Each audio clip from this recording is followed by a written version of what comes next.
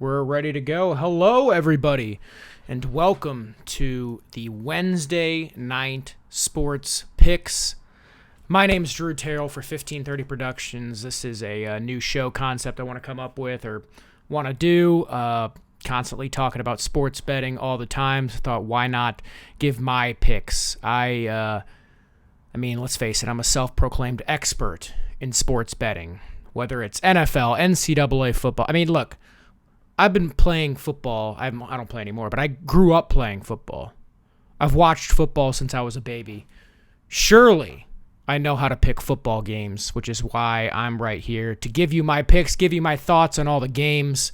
I encourage all of you to add your comments, to add your picks, any games you want me to cover. I'm going to be going over a certain set of NCAA games and a certain set of NFL games, but if there is a game you want me to discuss or want me to go over, feel free to bring it up and we'll talk about it and we'll try to get my thoughts on it. We'll try to come up with a solution. We're going to try to come up with a winner. Hold on 1 minute. If anybody's familiar with 1530 Productions, my father, Joe, just texted me saying, who's awful with technology, just texted me saying, can't get it. But I assure you, we are live. Let me get these, because I do need these headphones. Welcome, everybody. Honest Gambler, welcome to the chat. Welcome to the show. Thank you so much. I'm going to go over first couple of little ground things. As for what service we are live, that's good. As for what service we're going to be using, I tend to use the website Vegas Insider. Now, Vegas Insider actually uses, for some of their things like trends and stuff, they use the website betonline.ag. So I will be using, hold on 1 second, Jesus. Joe, main page.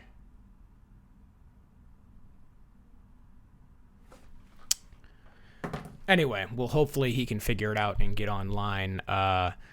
We are live. A lot of people will use Bovada. We're going to be using Vegas Insider, which uses BetOnline. Sometimes for other lines, if they don't have it, I'll be using sportsbook.ag. Pretty sure betonline.ag is like some company from the Panama. I don't know. It's apparently supposed to be good. There was a slight scandal with betonline.ag a few years ago. Let me show you this scandal. Watch the dealer's hands. This is a live blackjack. Oh, did you see that? Did you see that? I realize I'm looking the opposite direction of where the thing appears, but look right there. Right. Watch. Ba-boom! Took that bottom card. Little scummy, but we're just using it for sports lines, right? They can't cheat us out on sports lines, can they? Can they? I mean, we're trusting them with the trends, and that's super important to know is all these trends. But one more time on this dealer. Look at that. I think this was like 5 years ago. Look, flick up that first card. Real sketchy. Do not play blackjack on betonline.ag, but we are going to use their lines. We are going to talk about all sports, but tonight it's football season. We're going to mainly talk NCAA football. We're going to then go into some NFL games that I have picked out. And to end the show, really the last, sort of half of the show, just because I can go on and on about it, we're going to talk UFC 229, but especially the main event, Conor McGregor versus Khabib Nurmagomedov. You're not going to want to miss it. I got a lot of good thoughts on Khabib Nurmagomedov and Conor McGregor, and I'll go over a couple of the undercard fights. So without further ado, again, if you got any questions in the chat, any games you want me to go over, any weird props you want to make, I'm your man. But let's get into some NCAA football, and what better game to start off with the Red River Showdown. That's right, well, that's the wrong picture. That is not the Red River Showdown. That's just the movie Red River starring John Wayne. Is Brock Lesnar coming back? We'll get into MMA in a little bit, but yes, Brock Lesnar is coming back. He does not have a set date yet.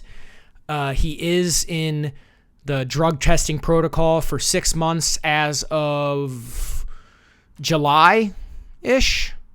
So if he can stay clean for those 6 months, he'll get reinstated for his license, and he's supposed to face Daniel Cormier, the heavyweight champion, at some point down the road. That's the money fight. We will get into UFC, but we're going to talk some NCAA football right now, and we're going to go to Big Blue in a second, but we're going to start off with the Red River Showdown. The Red River Showdown is, of course, Oklahoma and Texas. This is a neutral site game at the Cotton Bowl. As you can see, the over-under is 61.5 points. The spread is 7.5 points in favor of Oklahoma, and the money line is minus 310 and plus 255. Real quick, if you don't know money line bets, that means you have to bet $310 to win $100 for Oklahoma, and if you think Texas is going to win straight up, you bet $100 to win $255. Brock Lesnar played football for the University of Minnesota and then went on to play for the Minnesota Vikings in training camp only. I don't even think he played in he might have played in one preseason game, but played for the Minnesota Vikings, but he was a Minnesota Gopher. But we're talking Oklahoma, Texas right now in the Red River Showdown. My rule of thumb in these big rivalry games is go with the underdog. You go with the underdog because these big rivalry games, it's a close game every single time. Well, basically every single time. It's almost a close game every single time. I really like to go with the underdog in these close games. 7.5 points. It's that number 7.5 to where if they lead by a touchdown, you still get it if you're on Texas. I am all over the underdog Texas in this game. Texas beat the hell out of USC earlier this year. They did lose to Maryland, who we're going to talk about in a little bit, but just going into Maryland a little bit. Maryland, that was their first game and coming into the season, and Maryland unfortunately had a player of theirs pass away due to heat exhaustion. I think the team was really emotional, and I think that Texas, who battled in that game, if you remember week 1, really battled in that game. I do think that that Maryland really played their absolute best in that game, gave Texas everything. Texas ended up getting beat, but they've recovered since that game, and they've been just taking it to teams. Oklahoma has an unstoppable offense, it seems like. Baker Mayfield left, and the offense has still just kept on rolling. Have I ever eaten at Longhorn? Of course. I love a good Longhorn steakhouse. Give me some of that Wild West shrimp, or whatever it's called, that spicy shrimp I cannot get enough of at Longhorn, and especially that bread. Once you start lathering that good old butter bread all over that Texas Longhorn steak, you gotta love it. Longhorn does have good steaks. I know. I'm starting to think about those Longhorn steaks too much, but anyway, that's especially why I'm gonna be going on the Longhorns this Saturday. I believe it's a noon game. If anything, I think the money line is a great bet here too. Plus 255. Again, like I said, it's a major rivalry game. Oklahoma's offense is unstoppable, but if you can just hope that Texas can somehow stop them, somehow prevent them from getting points, I think there's some value there. I'm all over the Texas Longhorns. Cue your Matthew McConaughey. All right. Because I am on the Texas Longhorns. Deck me in some orange and white. And by the way, my sister would absolutely hate me for picking the Texas Longhorns. Do I like the over or the under in this game? I like the over in this game simply because I know Vegas has adjusted to the Oklahoma Sooners. But after that week 1, they had one bad week where they played Army and they only scored like 28 points.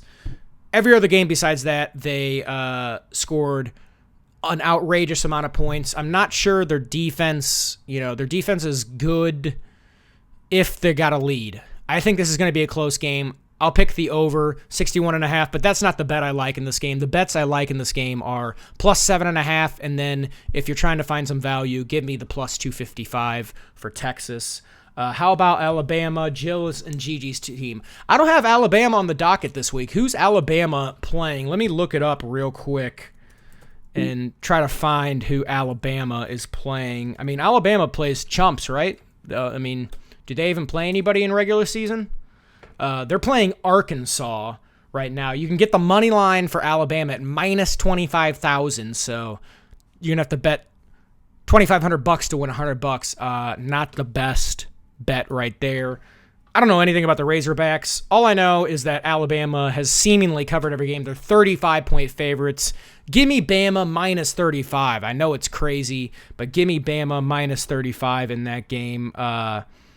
You know what? I like Bama. Tua Tagovailoa is absolutely unstoppable, and Jill and Gigi's team keeps on rolling. Give me Alabama minus 35. And on to the next game that I want to talk about, LSU and Florida. LSU and Florida has an over-under of 43.5, a classic SEC. I mean, you're going to see that in the Big 12 SEC matchups. You're going to see major over-unders in the Big 12 and some lower games in the SEC. 43.5. LSU is minus 2.5 with a minus 140 money line. You can get the Gators on the money line for plus 120. Personally, in this spot, I am all over the LSU Tigers, but there is a little caveat to this. Let me pull this up really quick because I pay attention to the trends with these games. I pay attention to who is betting who, and when I saw this LSU game, I'm big on LSU this year. I think LSU is the one team. LSU and probably Notre Dame are the two teams that can challenge Alabama for the national championship. I don't see anybody else. Maybe Ohio State at some point, but I just really don't see them. But LSU, I'm big on. I'm big on Ed Orgeron. USC should have never let him go. Ed Orgeron, he's got that Bayou accent. There's no way you're not going to get pumped up playing for Ed Orgeron. I know they are going to Gainesville to play this game, but at the same time, the Florida schools I think are overrated. The main Florida schools, being that Florida and Florida State. I see all the Florida players going to UCF, going to USF. Some of them a little crazy, maybe like to, party a little bit, going to play for Lane Kiffin at Florida Atlantic University. But I personally love LSU in this game, on the road, giving points. Give me the 2.5. I'm going to stay away from the money line on this, and I'm going to stay away from the over-under. I can't pick the over-unders in SEC games. They're just all over the place. But the thing about this game that I wanted to mention was that currently 80% of all money coming into I think this is BetOnline's trend, but currently 80% of the tickets are on LSU. That makes me a little worried. It makes me seem like I'm some sort of betting sap, which of course I'm not a betting sap at all. But something's a little weird about that. 80% of people have the same idea as me. Either we're all right or we're dead wrong. Reaver says the Gators are not the Gators of old. I cannot agree more. This isn't your Tim Tebow Gators. This isn't, no Tebow, no Urban Meyer. I think the Florida Gators, again, are overrated. Now, the money is coming in on LSU, so I don't know what maybe I'm just seeing what everybody else is seeing. I hope that we're not being led astray and we're rolling right into a sucker bet. Give me LSU. Give me the Tigers. Go Tigers. Go Tigers. That's how Ed Orgeron say it. And this is what we're going to be saying after we cash in on LSU. I won the money. I won it. Definitely don't want to be losing and hearing this. You lose. There it goes. Good day, sir. There it goes. We got it eventually. We got to hear it eventually. But that was a shameless just way of using my nice little soundboard that I have. I love using the soundboard. A little bit more of that later. On to the next game. Let's talk a little bit about ASU. Now, of course, I went to ASU. And that would be just a reason to play the ASU game this week. But there's more reason than that. ASU is a 3-point dog against the Colorado Buffaloes this week. Colorado is 4-0 this year, but I have footage of the team that Colorado has beat. This is either one of the teams. I think this might be both teams. I think it's just the one team in purple. This was the Colorado Buffaloes team they played last week. See that team in purple? That's who the Colorado Buffaloes have played, and they've basically played a bunch of teams in purple, just little peewee football. So this is the first big test for the Colorado Buffaloes in this game. And ASU, they've played a lot of good teams. They played Michigan State.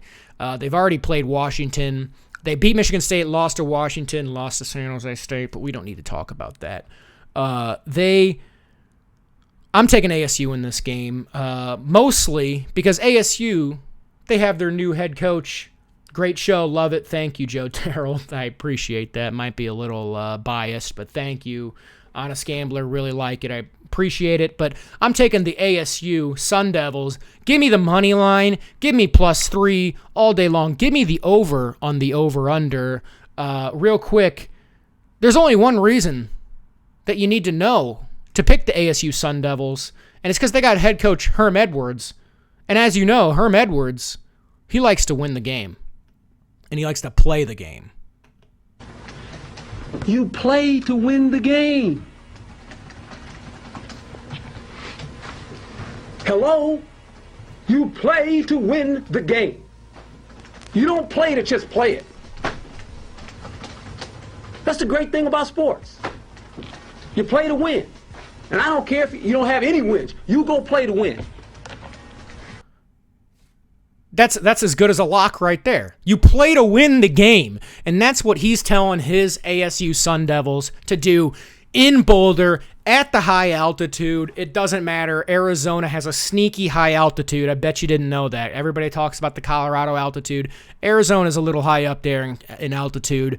That won't be an issue. Take Sparky and laugh all the way to the bank, Reaver says. I completely agree. Old Waddy says love Herm. Real quick, let's get a little bit more of that clip.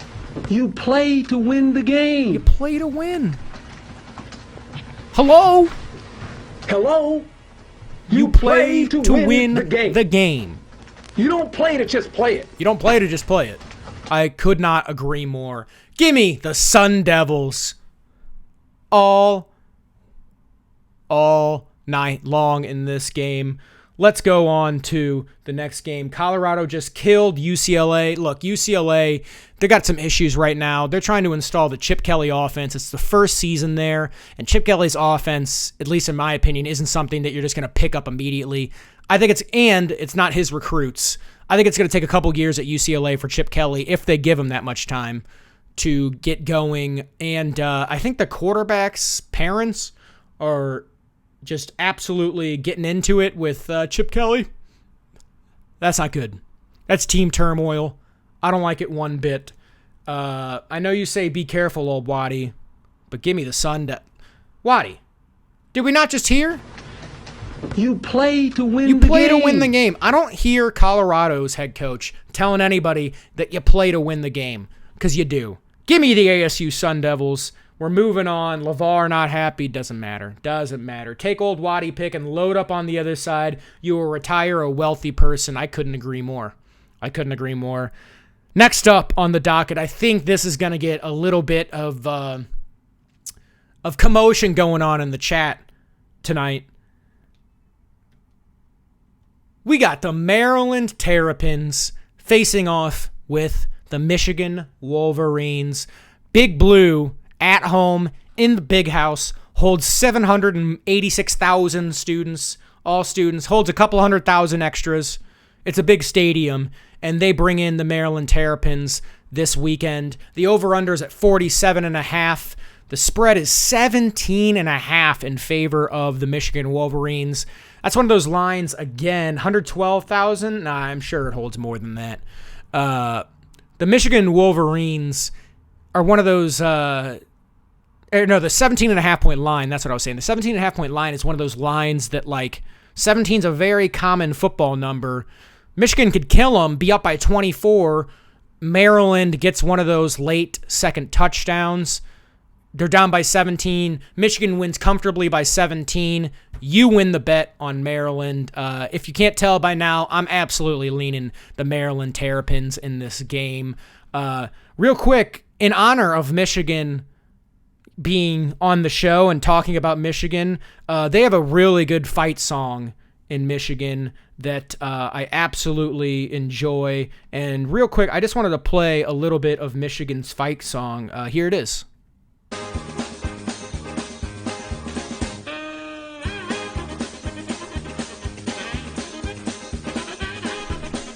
I just love it when the student section gets this fight song going.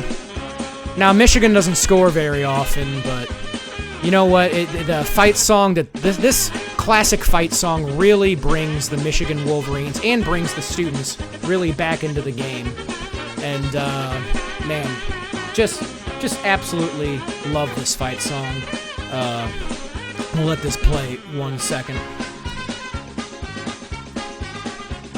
It's right up there with Notre Dame's fight song, USC's fight song, all the Oklahoma's fight song.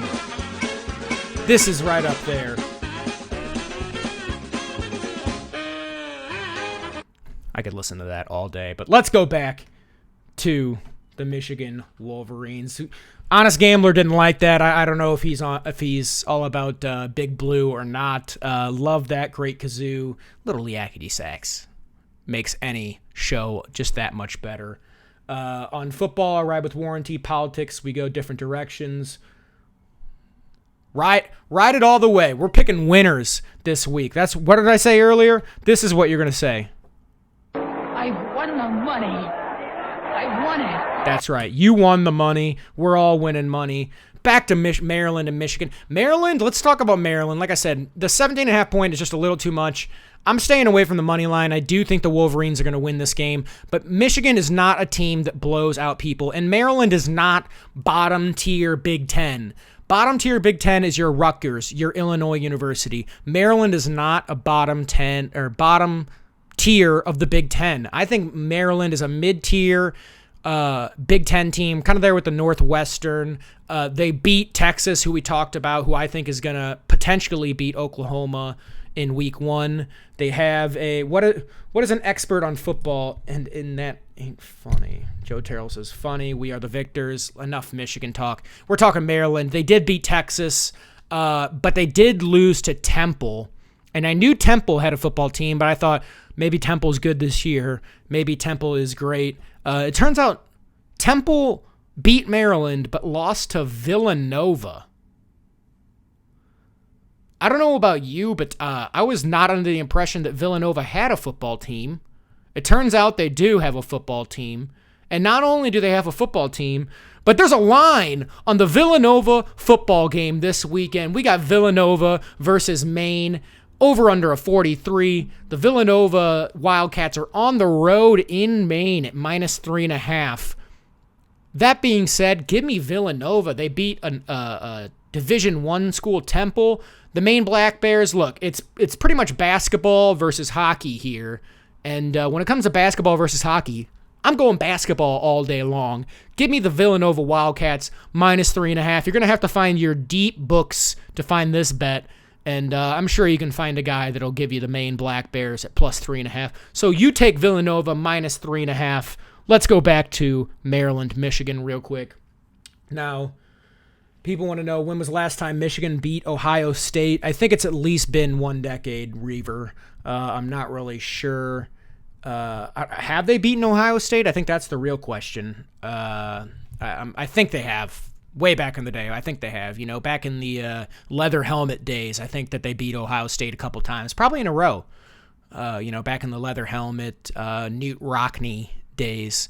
But again, when it comes to Maryland versus Michigan this weekend, I'm all over the Maryland Terrapins at +17.5. I'm staying away from the money line. I do think the Michigan Wolverines are going to win this game. However, I think that like all Michigan games, they're going to struggle getting the ball moving. Shea Patterson, while a great talent, is not one of these guys that absolutely destroys teams like Tua Tagovailoa or the quarterback that is the new quarterback in Notre Dame. There's a clear difference when you see these quarterbacks play, when you say, okay, this is a quarterback that can put up points. Shea Patterson is like, I like to compare him to Blaine Gabbert in the NFL. He's a longtime backup. He was a high draft pick, and he was a quarterback in the St. Louis high school area. His team was not that great in the St. Louis high school area. Goes to Mizzou. His team at Mizzou is not that great. Everybody says, but he's got talent, but he's talented, but he's got the size, he's got the arm. That's how I kind of see Shea Patterson. This guy that's got talent, got everything in the world. Does he win football games? Maybe, sometimes.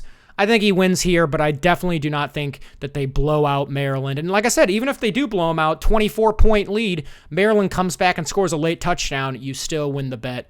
Give me the Maryland Terrapins. Let's read the chat, see what they have to say. Back when Bo and Woody coached, apparently that was the last time Michigan won. Honest Gambler says 2 years ago, big fourth down stop. I don't think we can trust that information. I just don't think that information's as trustworthy as, somebody maybe Google it or something. I highly doubt that, though. Probably the leather helmet days. If anybody else in the chat really quick has any more college football games you want me to go over, that's it for the, prepared slate that we have, these ones up here. Let me know if it's all about winning. Don't fool yourself, Reaver says. Agreed. You can be the biggest fan of any team in the world. If you find yourself betting on them week after week after week after week, they might be a great team. They might put up W's. They're not always going to beat the spread. The best teams in the world don't beat the spread. You know what teams beat the spread? The surprising teams. The teams you hate to bet. The teams that you just go, ugh. That you go, how? But they just constantly beat the spread week after week. Don't be betting. Michigan perennial bridesmaid. I couldn't agree more. I do believe in Jim Harbaugh. Everybody wants to get rid of Jim Harbaugh in Michigan. I think he's a great coach. I think he's a perfect coach for Michigan. Give him some time. Maybe he'll have one lucky season where he puts together a couple big wins. In my opinion, they can't find a better coach out there that wants to go coach in Michigan than Jim Harbaugh. I mean, who would want to go to Michigan if they got rid of Jim Harbaugh? I don't see it. Joe wants me to go over Clemson, Wake Forest. Let's see this line on Clemson, Wake Forest. Let me just do a little research. If you got any other games you want me to go over, just let me know. Clemson is an 18-point favorite with a 62.5 point over-under. I really like Clemson. They're one of those teams, though, that they could be playing the best team or the worst team, minus their chumps that they play in their non-conference. I know they played like Texas A&M, but then they played Georgia Southern and Furman. It's a disgrace. The fact that you even schedule not one FCS team, but two FCS teams is absolutely ridiculous. They should be disqualified from the playoffs. Alabama, too. They played chumps. The fact that these schools are getting away with playing chumps just because they've been good in the past is ridiculous. Regardless, Clemson is one of those teams that when they're not playing the FCS team, they play every single team close, and it makes you want to just pull your hair out because they play even if it's the best ACC team, they play them close. Even if it's the worst ACC team, they play them close. So when I see an ACC game that is 18 points, again, that's over that 17-point threshold. So again, they're up by 24. Who they playing? Wake Forest comes back, scores a touchdown. You know who went to Wake Forest? Tim Duncan. That's a school I trust. Tim Duncan went there. They could win any game at any time. Give me the Wake Forest plus 18, just on the basis that Clemson, they play chumps close all the time. Let's see here. What's Clemson's QB situation? Bet with your brain, not your heart. I agree. Teams to bet against: New Mexico, UMass, UConn. Maybe. I don't know who they're playing. If you want to give me a little bit more information. Old Waddy says best bet this week, Hawaii minus 3.5 at home over Wyoming. Let me check out that Hawaii at home over Wyoming. Wyoming's a 2-3 team. Hawaii's a 5-1 team. And Hawaii is a 3.5 point favorite. I forget who Hawaii absolutely destroyed on week 1, but it was kind of considered a big upset. I kind of agree. Give me the Hawaii best bet this week. Old Waddy. I don't know if it's good or bad that I'm agreeing with you, but I agree. Hawaii at home. For those teams that go over to Hawaii, not only is it an extremely long flight, but it's Hawaii. The kids are going to be like, oh my God, those Wyoming kids, they're going to be kicking their feet back, relaxing, enjoying the weather. It's Hawaii. Give me Hawaii minus 3.5. As for the Clemson QB situation, Joe says the kid is back, only a neck sprain, no concussion. No concussion. Neck sprain. In my humble opinion, that screams he was concussed, but we need to rush him back out there. We need this quarterback to win games. Let's get him back out there.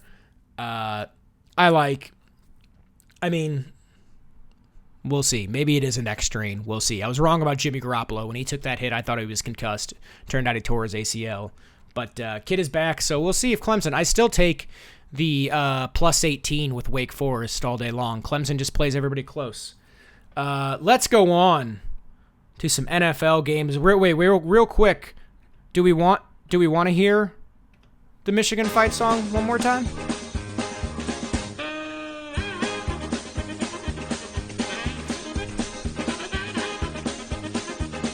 Okay. Let's go on to some NFL games real quick. I'd love to leave that GIF up there all day long. Let's go to the NFL.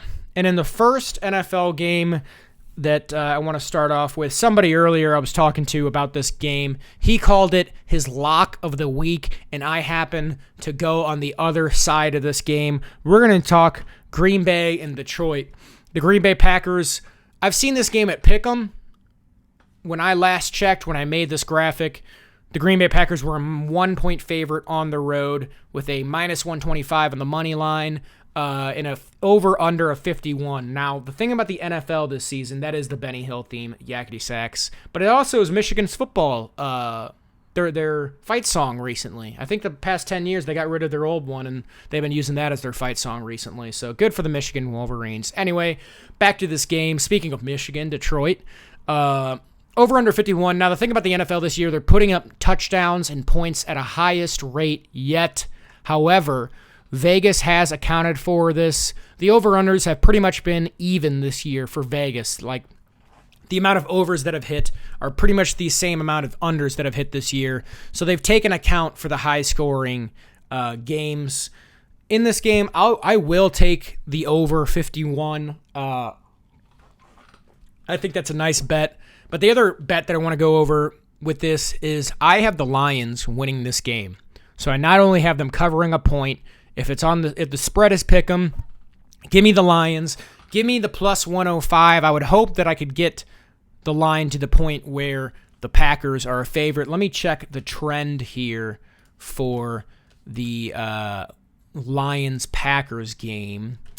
The trend right now, people are betting Green Bay, which I agree that people would do that. I'm taking the Lions, though. The Lions are a sneaky good passing defense. Now, I know it's Aaron Rodgers. However, Aaron Rodgers is literally playing out there with one leg. I wouldn't be surprised if at the end of the season you get to the point when, it comes out Aaron Rodgers is done, it comes out in like January, February, that Aaron Rodgers is playing with like a torn ligament in his knee the entire season.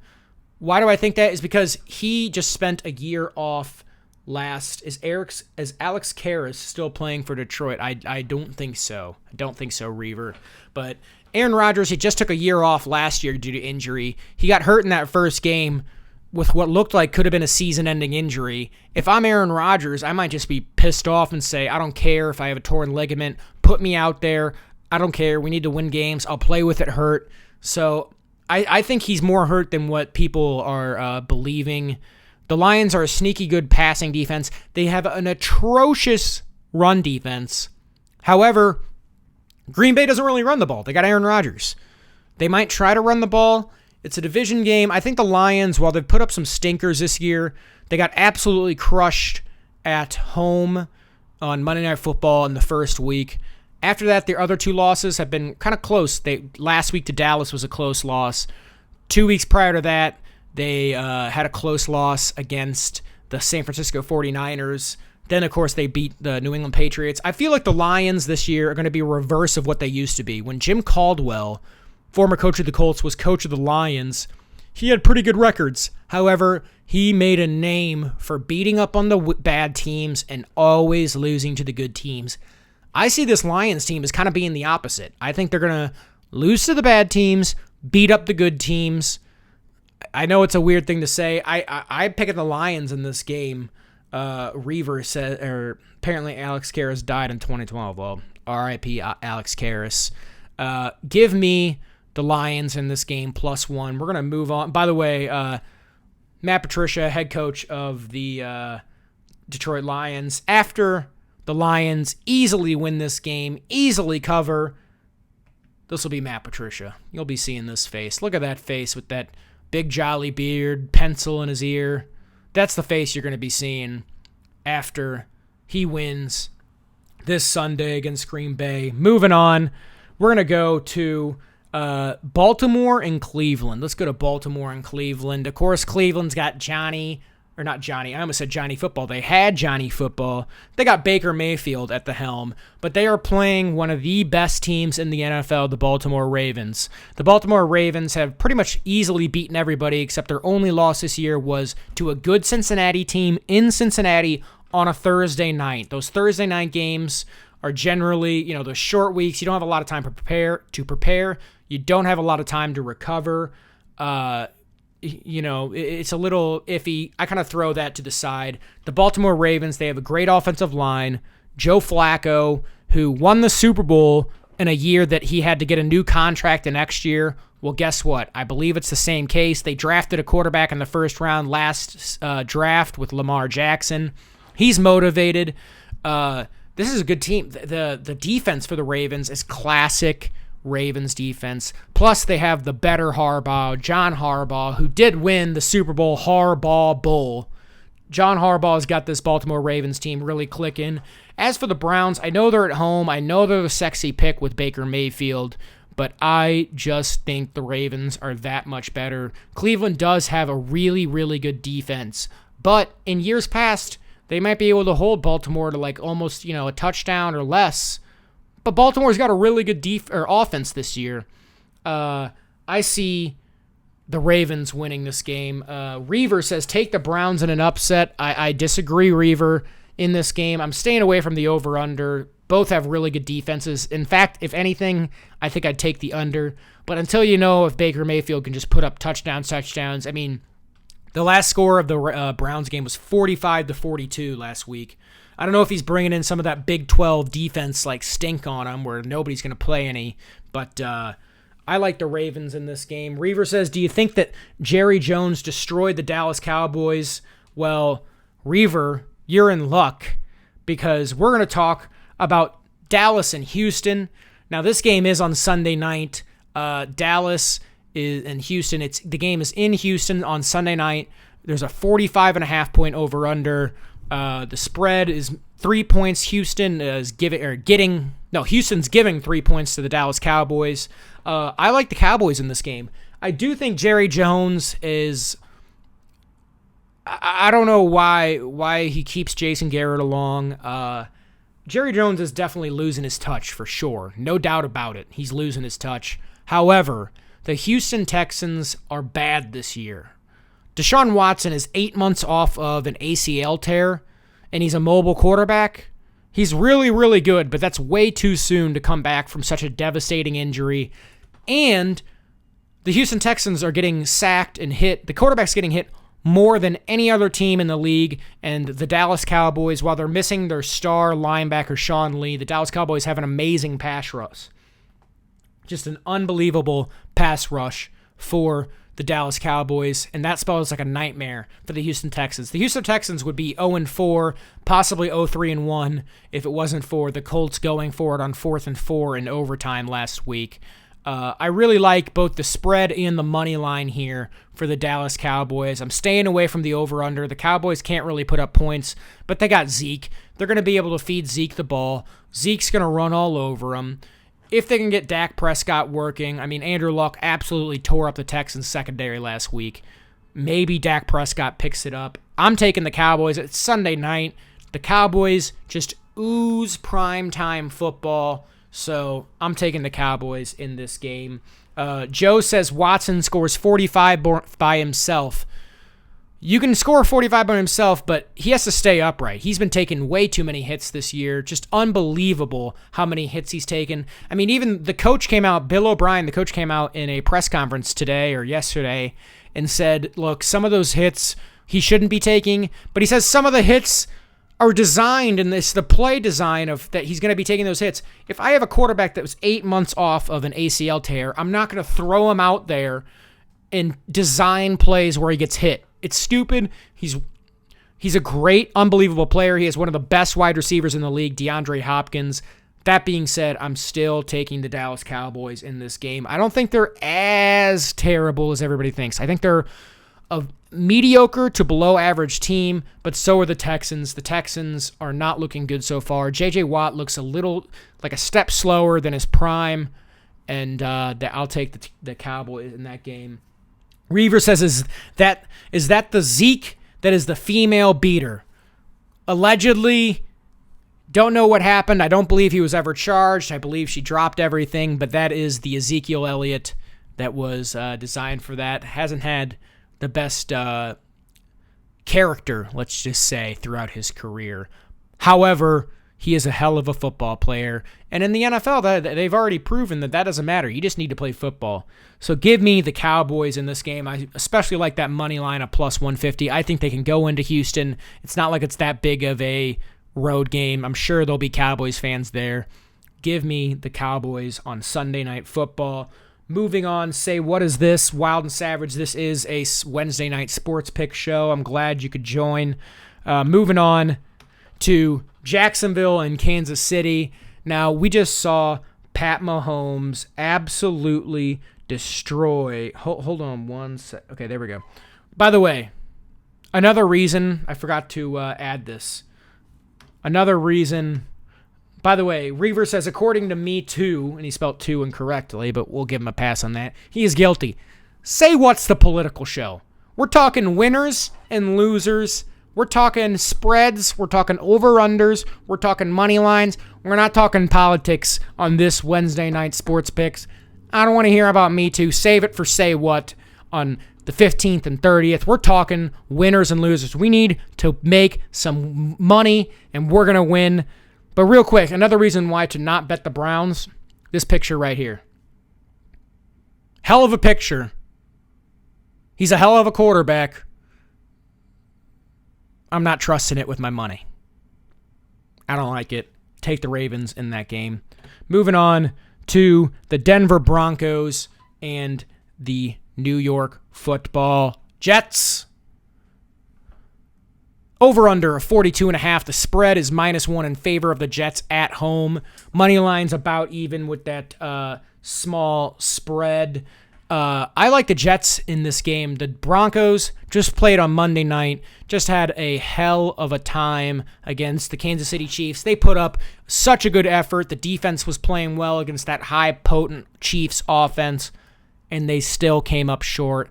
Now you're asking them to go all the way across country and play a noon game, a noon central, 10 a.m. Pacific time game in New York. The Jets have played bad the past couple of weeks, but they have a nice enough defense to stop Case Keenum and the Broncos offense. I think Sam Darnold plays a little bit better. Again, I'm more betting the Broncos. I'm betting against the Broncos in this spot just because going across country on a short week to play this Jets team, I don't like it at all. Give me the Jets -1 with an over-under of 42.5. That's a super low over-under for the NFL, but I'll still take the under. Especially this season, it's super low, but I'll still take the under. This game's got defense written all over it. I do think Sam Darnold's going to take it out in the end. Excuse me. Reaver, the Luther Lee Old Wadi Consortium picks Hawaii. I liked Hawaii. I really did like Hawaii in that game, Old Wadi. Reaver says, I told you how to make money. Take the opposite of Old Wadi picks. I might be screwing up then because I did like that Hawaii bet. But moving on, again, I like the Jets in this game. Moving on to Jacksonville, Kansas City. We mentioned they beat the Denver Broncos on Monday Night Football. The Kansas City Chiefs offense is absolutely unstoppable. The Jaguars have one of the best defenses in the NFL, but I'm still riding on Pat Mahomes and the Chiefs offense. I don't think, while the Chiefs defense is absolutely atrocious, the Jaguars' number one running back, Leonard Fournette, is out because he's injured his entire career. I really do like the Chiefs in this game, especially at -3. I feel like, let's see where the public is on this game, just because I feel like everybody, I don't know if I feel like a sucker for betting Kansas City, but I just feel like that's a great line, only -3 for the best team. No, the public is taking Jacksonville at -77%. I think people think, hey, Kansas City has no defense.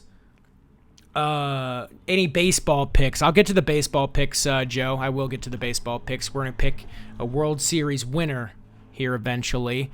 But right now we're going to focus on a couple more. We're not going to go over, obviously, every NFL game, but we're just going to go over a couple more games that I like, that stood out to me.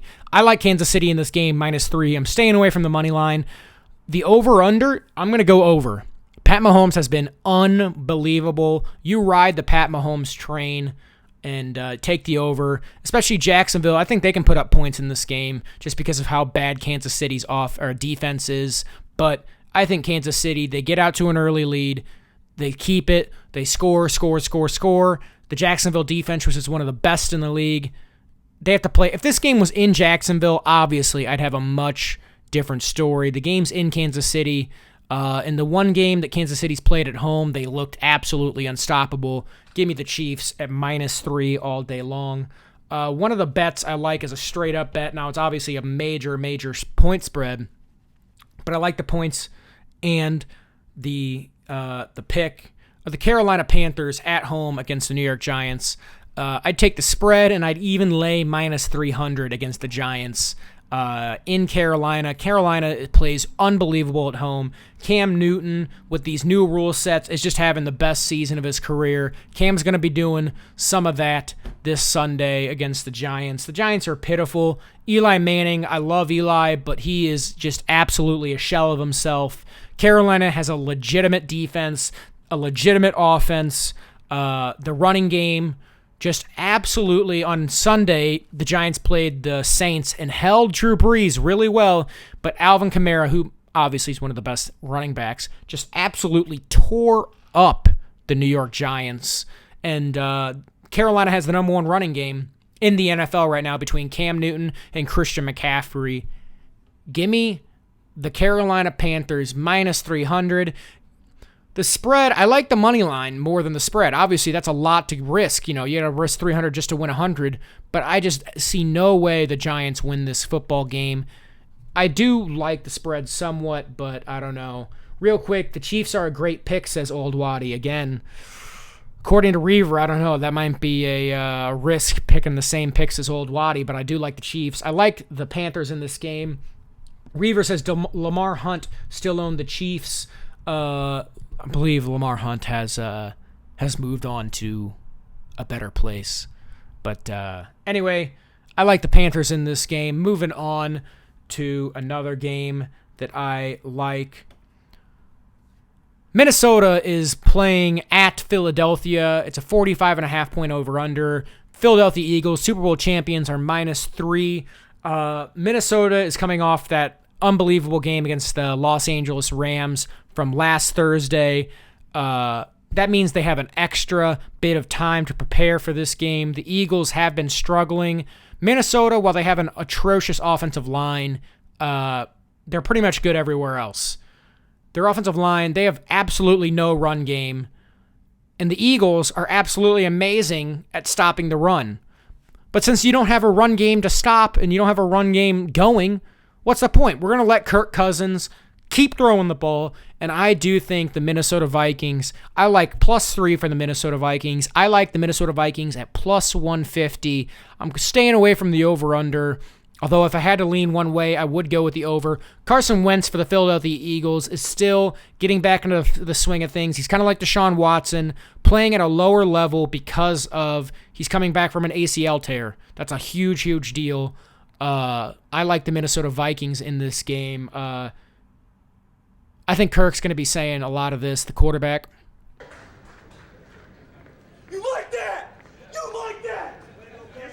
I do like it. I do like it, Kirk Cousins. I like the Minnesota Vikings in this game. Reaver says, take Brock's team. I'm taking Brock Lesnar's team.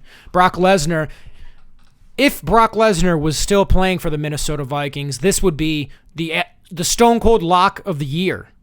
You're not going to beat a Brock Lesnar football team. I'm pretty sure that's why he wasn't allowed in the league. It wasn't because, look, he just didn't have the football skill. It wasn't because, look, he cannot stay off the steroids. It was because the league knew that they can't just have an undefeated Vikings team every year. Okay? It would be unfair. The product would be unwatchable. We can't let Brock Lesnar into the league. Unfortunately for Brock, he couldn't get in, but, fortunately for him, he made a killing elsewhere. But give me the Vikings. Again, if Brock Lesnar was on the team, it wouldn't even be a question. Vikings all day long. But I'm still taking the Vikings. Philadelphia, by the way, the Philadelphia Eagles, the reason why they're struggling, they're going to get everybody's A game. They're the Super Bowl champions. When you win a Super Bowl, you get everybody's A game. Give me the Minnesota Vikings in this one. You like that? You like that? I like that. You like that? I do like it. I do like it. Moving on to, I do believe this is the final game that we haven't talked about yet on my NFL slate. The Oakland Raiders playing the Los Angeles Chargers. Pretty soon, this is going to be a game of two different transplants. But I guess Oakland still is a transplant because they used to play in L.A. But Oakland Raiders playing the L.A. Chargers. This spread opened up at -7 for the Chargers. Now it's at -5. Obviously, the public is betting on the Raiders. Los Angeles, they do play in a soccer stadium, so it's not like a major home field advantage. Plus, the Oakland Raiders are great at playing in non-football stadiums. They play in a baseball stadium. They're here or there in football stadiums, but they're great in other sports stadiums. So I'm taking the Raiders +5. I know the line has moved. I know I've lost 2 points on the spread, but I'm still rolling with the Oakland Raiders at +5 this weekend. And I think this is a great spot for a money line pick too, because +200, look, the Chargers, I love the Chargers. I love Phillip Rivers. They have a great offense. The defense has been atrocious this year. They cannot get anything going on defense. Their best player, one of the best players in the NFL, Joey Bosa, is out until at least week 9, I believe. So Joey Bosa's out. The Chargers can't stop anybody. I don't see this train stopping anytime soon, meaning I don't see the defense stopping anybody until Joey Bosa comes back. The Oakland Raiders, meanwhile, have lost 3 heartbreaking games, and then they beat the Cleveland Browns last week. Could have lost those games, but Cleveland's always in it. Oakland is always in it. Oakland has been in all these games. John Gruden's not getting enough credit. He's really ramped up the offense. They really have a really good offense going, despite not having a run game with Marshawn Lynch at the moment. I like the Oakland Raiders in this spot, and I think this is a good spot to get the Oakland Raiders at +200. I think you're going to be seeing, when you cash that Oakland Raiders ticket, this is going to be you, just that, yeah. John Gruden, he likes it. John Gruden. You like that? You like that? Yeah, you like it. You like it. Anyway, Reaver says, I love the Raiders. You like that? Enough, Kirk Cousins. We know you like it, all right? Kirk, we don't need to hear any more if you like it. My man Brock, when does Oakland play in Vegas? I do believe Oakland has 2 more years, this season and the next season, in Oakland. Then they moved to Vegas. I know they've already broke ground on the Vegas stadium. I think that's going to be a great deal. Again, to move to an actual football stadium is going to be great. I don't know how they're going to play. They're really good at playing in non-football stadiums, so that's why I'm taking Oakland in the soccer stadium, in the StubHub Center, I think it's called. The StubHub Center? Not really sure. Give me the Oakland Raiders in this game. Let's move on to maybe discuss a little baseball real quick before we move on to my favorite part of the show. Is going to be talking about UFC 229. We got Conor McGregor versus Khabib Nurmagomedov. We'll talk maybe a couple of the undercard fights, but we're really going to break down Conor and Khabib Nurmagomedov. By the way, Reaver says, I love the Raiders, and Vegas, what a great match. Al Davis would love it. I think Al was planning for it, but yeah, I do think Al would like it. His son doesn't have the best haircut in the world. If you've ever seen Mark Davis, he's got kind of that bowl cut thing going on. Works for him, though. Works for him. He's got billions and billions of dollars, but stick with the bowl cut. You're killing it.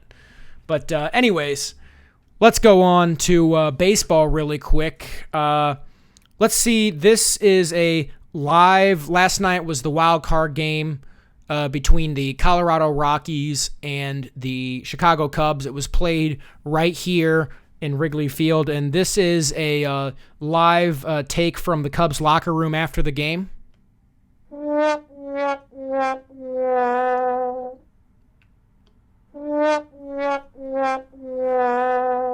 Sorry, Cubs.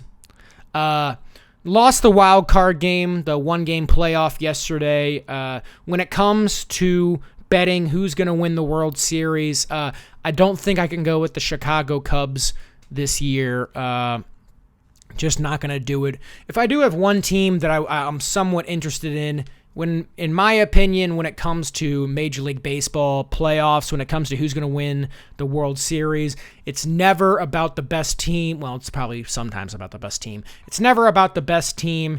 It's usually about the hottest team. And right now, the hottest team in the league is the Milwaukee Brewers. I believe they won 8 straight to close their season. They went into Wrigley Field, won that one-game playoff to see who won the division. Give me the Milwaukee Brewers. Let me see if I can find the futures. I should be able to find the futures on the Major League Baseball to see who can win the Stanley Cup. The World Series. No, can't find it there. Can't find it there. Let's see if I can find it real quick. Future odds. We got the Boston Red Sox at 7-2. We got the Houston Astros at 7-2. Dodgers at 9-2. Milwaukee Brewers at 15-2. I think that's good money on a hot team. You really want to ride with the hot hand.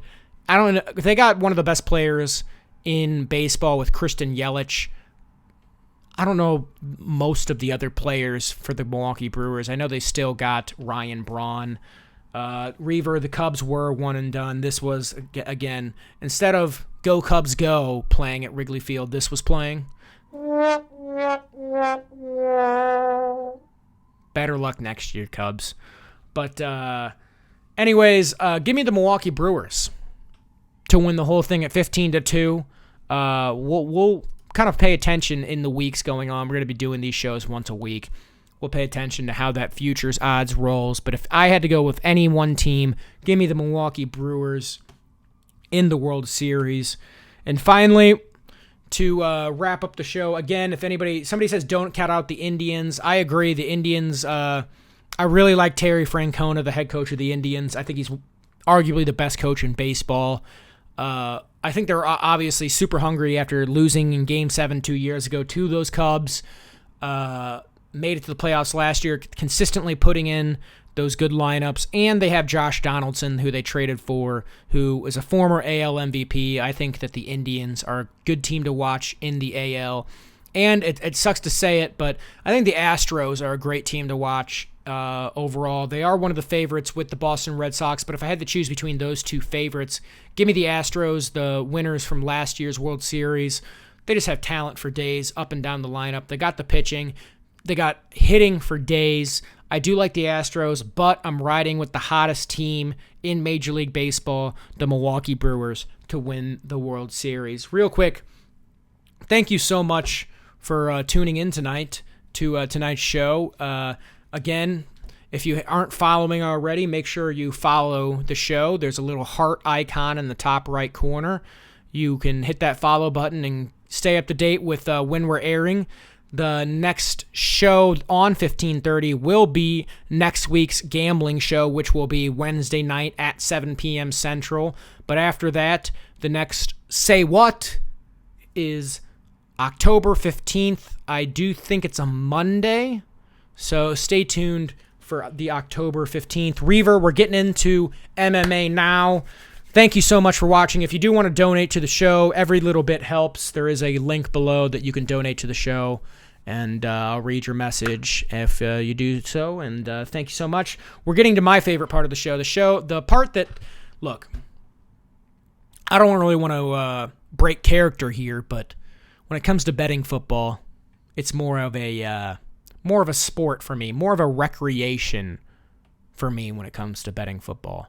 But when it comes to betting MMA and the UFC, especially if you don't know UFC, MMA, when it comes to betting MMA, that's a business in my book. That is a business, and business is big for the UFC this weekend. Arguably the biggest card. I do think it's the biggest card in UFC history. Maybe not the biggest card, but the biggest main event in UFC history, with the return of Conor McGregor after a little less than a 2-year layoff. Conor McGregor returns to face Khabib Nurmagomedov in the main event. As you can see, here is your toe-to-toe lineup.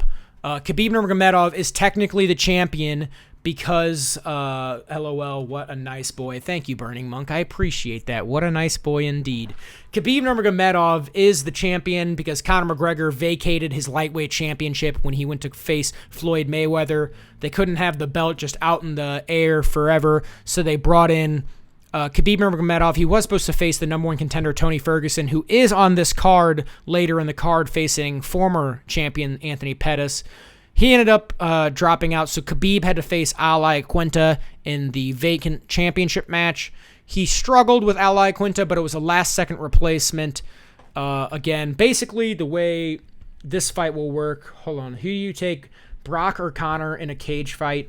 All steroids allowed. I mean, when it comes to Brock Lesnar, all steroids are allowed anyway. But I'll take Brock Lesnar versus pretty much anybody, other than maybe John Jones, especially in an all-steroid match. Those are two seasoned veterans when it comes to steroid use. So that would be a great match, all steroided up, like super steroided up. But we're talking Conor versus Khabib here. This match is essentially, it's an old-school match. Conor McGregor is an unbelievable striker, arguably the best striker in the UFC. He has pinpoint accuracy and strong power. It's not just the power with Conor McGregor, it's the pinpoint accuracy, and he has both. And I think that's huge. A lot of guys can have power, but they don't have the accuracy. A lot of guys have accuracy, but they don't have the power. He's got both, and he's got the speed on the feet. He has unbelievable kicks. He will throw hook kicks. He will throw kicks to the body. He will dig the kicks into the body. He loves working the body to the head. He's an unbelievable striker. Khabib Nurmagomedov is a straight wrestler who loves to ragdoll people. What do you think about the O'Malley fight? I will get to that in a second.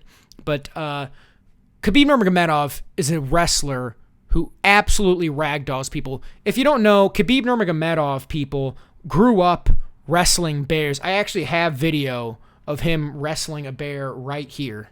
Tomorrow, after the game, I, Jackie Moon, will wrestle a bear. Oh, well, that's something, but, Flint, can you dig it? Jackie Moon, Flint! Ah! Yeah! Oh! Oh! Ah! Ah!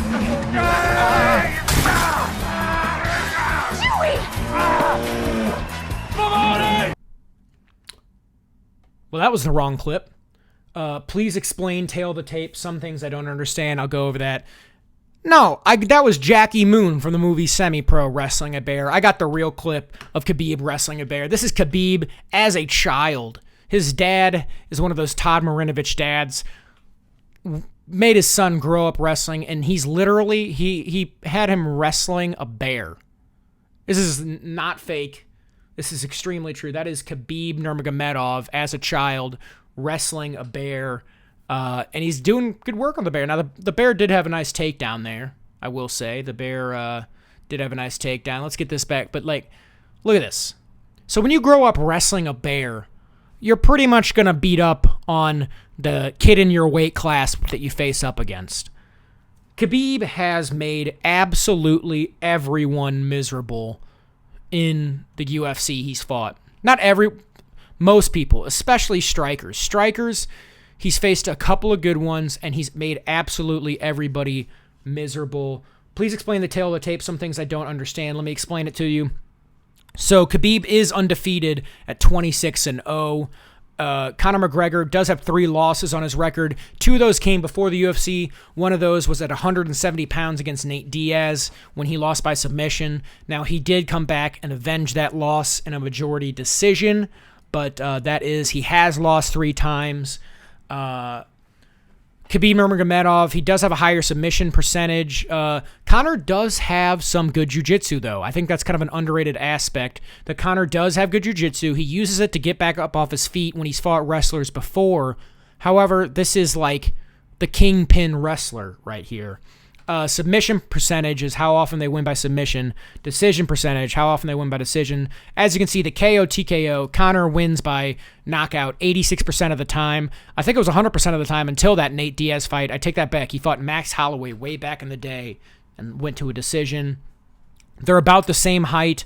However, Conor does have a longer reach, which will matter in the stand-up department. Leg reach is about the same. Here are the significant strike percentages. Now, Conor, obviously, it's different because Conor lands all these on the feet, whereas Khabib lands all this damage after he gets a guy on his back and starts ragdolling like he does. They don't absorb a lot of punishment. Conor absorbs a lot of punishment, but he absorbs punishment from good strikers. He's fought a lot of other strikers in the past, and he does absorb some punishment, but he absorbs it well. Khabib has not the best striking. I'm sure it's improved, but he doesn't have the best striking. However, he doesn't take punishment because he takes everybody down. If he gets in trouble, takes him down, starts ragdolling him. This fight is the ultimate fight where in MMA, that's how Bear Bryant got his name. By wrestling bears? I didn't know that. If that's true, that's interesting. This fight is the ultimate fight. Whenever you're betting UFC, whenever you're betting MMA, there are a lot of fights that you look back on after the fight is over. I'm sure it happens in football. That you go, duh. Like, of course this person won. This fight with Khabib and Conor, depending on which way it goes, is going to be of course he won. If Conor wins and he wins by knockout, it's going to be, of course Conor won. Khabib has subpar striking against the best striker in the UFC, in the lightweight class at least. He is the best striker. Of course he lost. Khabib comes in with his hands down a little bit, with his chin forward. He kind of, stumbles in to get he kind of rushes you to get his takedowns and doesn't really set him up as much because he's so good. I'm sure he's been training different ways to be careful, but Conor could easily catch him, and Conor's got such speed and accuracy and power that I could see him absolutely knocking him out. But then it could be obvious the other way. It could be obvious where, yeah, Conor's been taken down by people in the past. Here is the top-level wrestler there is. Of course Khabib ragdolled him. Of course Khabib took him down. Of course Khabib absolutely wrecked him.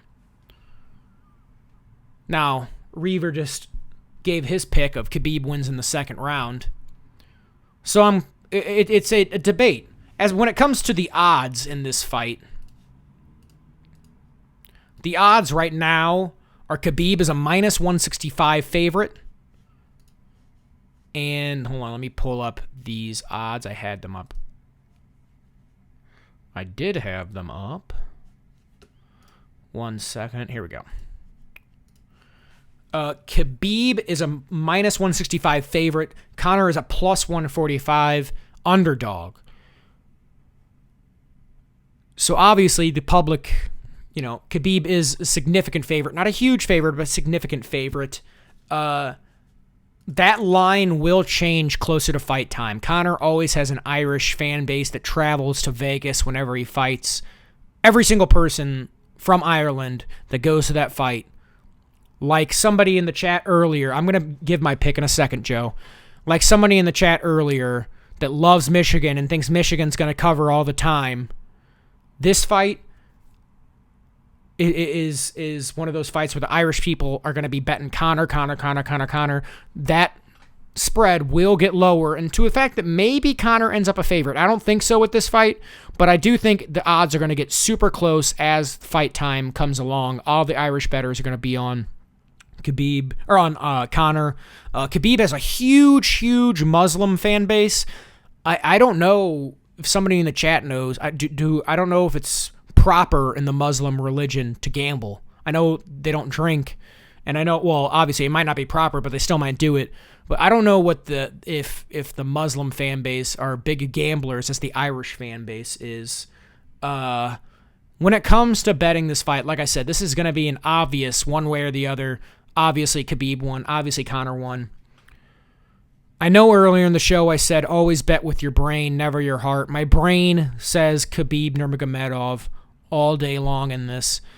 Wrestler versus striker, all it takes is one takedown, and Khabib will start ragdolling. Khabib's wrestling style is not a style where he barely lays on you, and you don't have to exert a lot of energy. He has a style that makes you work on the bottom and just work. And I don't think Conor's going to gas. I think Conor has enough gas tank to go 5 rounds. However, it's not just going 5 rounds. It's going 5 rounds after a mauling. That being said, my heart says Conor McGregor. Look at that. Look at that. When you start seeing that walk into the octagon and he gets that billionaire strut going on, that's not a millionaire strut. That's a billionaire strut. When he gets that billionaire strut going on, Burning Monk says, thank God, yes. Thank you, Drew. The Irish will outdrink the Muslims by a long shot. Well, yeah, I think that's because Muslims aren't drinking any alcohol. My heart, I didn't give my pick yet, Burning Monk. I didn't give my pick yet. I just said my brain is on Khabib. My heart's with McGregor. However, here is my pick. I'm taking Conor McGregor by second round TKO knockout. If not first round. I might take Conor first round knockout. When Conor McGregor returned to that press conference, it was the old Conor McGregor. It was like destiny was happening once again. Like I said, when you start seeing this billionaire strut, you just know. You know what's going to happen. You know Conor McGregor, Mystic Mac, is going to pull it off once again. The other thing about Conor McGregor in this fight, when it comes to sports, when it comes to betting this fight, unless you're a Khabib fan. If you're a Khabib fan, this is a different story. If you're either a Conor fan or a general public, when you bet this fight, you're going to bet on McGregor, the underdog. You're going to have it. You're going to feel it. You're going to be on McGregor's side. If you bet Khabib, not only are you betting the favorite, so you have to put up more money than you're going to win, but you're telling me when he hits the billionaire strut, you're going to be able to root against Conor McGregor, which you're going to have to be if you're on Khabib. If you're on Khabib, you're going to have to root against Conor McGregor. And unless you hate the guy, I think the average fan sees this and loves it. And you want to see more of it. You don't want, I mean, look, I love Khabib Nurmagomedov. He's an unbelievable fighter. I want to see Conor McGregor on top of the division. I want to see McGregor knock him out. So when I place my bet this weekend, I'm going on McGregor, hopefully at the best underdog odds. If you're going to bet McGregor, you want to bet it now sooner rather than later. Give me McGregor. Give me McGregor in this fight. I might look like an idiot next week when we do this show. I'll try to bring up this clip again. I might look like an idiot, but I'm taking McGregor by knockout in the first or second round. Real quick from the chat, don't be foolish, take the Muslim. My brain says Khabib Nurmagomedov all day long. My brain says it. But the brain doesn't work when it comes to a Conor McGregor fight. When it comes to Mystic Mac. You don't put your brain into account. It's all about heart. It's about heart with the Irish fighters. Take Conor McGregor. Reaver says, when Khabib wins, Drew should wear a burqa on the next show. Khabib actually wears a babushka. It's a Russian hat. Let me see if I can pull it up real quick. And I'll show you real quick, and then we're going to wrap up the show. Thank you guys so much for watching. the show tonight. Do appreciate it. Khabib routinely. Let's see. Let's turn that off. Khabib routinely wears this hat. When he wins, he puts this on Joe Rogan. He puts it on Joe Rogan's head. And that brings in a really good thing I did want to cover. I wanted to go over a couple of the futures bets for the fights, or the prop bets, rather, for these fights, including this one. If Khabib is interviewed, win or lose, if Khabib is interviewed, betonline.ag has a prop where Joe Rogan will or will not wear Khabib's papaka. I don't know how to pronounce it. Papaka? I don't know how to pronounce it. Whatever that thing is. He almost always does it. If he gets interviewed, he has to get interviewed to have the action go off. Minus 160, he wears the hat. Plus 120, he doesn't wear the hat. I'm going to go with minus 160, he wears the hat. On this basis, if he wins the fight, Joe Rogan's wearing the hat. He always wears the hat when he wins the fight. If he loses the fight, he might get interviewed. But the UFC policy has recently been to not interview people who've gotten knocked out. If he loses the fight, he's almost surely going to lose by knockout. It's probably not going to be a decision. It's probably not going to be a submission. It's probably going to be by knockout, which means he won't get interviewed. But, so basically it's saying he's not going to get interviewed if Conor wins, which means that he's going to get, if he gets interviewed, he's probably going to win, which means if he wins, Joe Rogan's wearing the hat. Give me minus 160 on Joe Rogan wearing the hat. We will come back to that prop bet. A couple other prop bets. Drew, will you wear the hat when Khabib wins? If Khabib wins, I might have to order a hat and wear the hat. And I will wear it. If Khabib wins, I will wear the hat in honor of Khabib Nurmagomedov. I will wear the hat if Khabib wins. But boxing is Mayweather's game. Doesn't mean diddly. I thought he did well in that fight for what he did. He got sort of crushed, and Mayweather did kind of let him wear himself out. That being said, I thought McGregor did a pretty good job. The other thing about this fight that I forgot to mention, let me go back to the tail of the tape real quick. The other thing about this fight that I forgot to mention is that Nurmagomedov, he has led the been the main event of a pay-per-view one time in his last fight. It's a big stage. Like I said, this is the biggest fight in UFC history. I know, look, he's from Dagestan. Nothing probably rattles him. But we know for a fact Conor McGregor does not get rattled by the spotlight. If not, he is better with the spotlight. So that's just another thing to take into account. Khabib might not be as ready for the big, giant, biggest fight in history spotlight like Conor McGregor. Real quick, before I end the show, let me give a couple of thoughts. Hold on. He said you have to beat Conor because of his heart. Real quick, let me go over a couple other. Hold on one second. Couple other of these fights.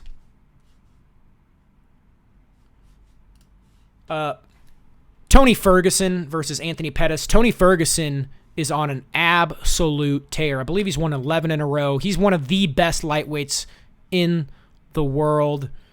Let me go back. How do I go back? I screwed it up this time. There we go. I think he's won 11 straight fights. He was the interim lightweight champion, was supposed to fight Khabib Nurmagomedov last May. They've put together that fight like 4 different times. During the week of the fight, Tony Ferguson tore his ACL, or tore some sort of ligament in his knee. This was 4 months ago. 4 months ago. He is facing two former champions. One, Ferguson had to vacate because of injury. Pettis was a champion, lost it. Let me look up the odds for this fight really quick. Ferguson's a significant favorite in this fight.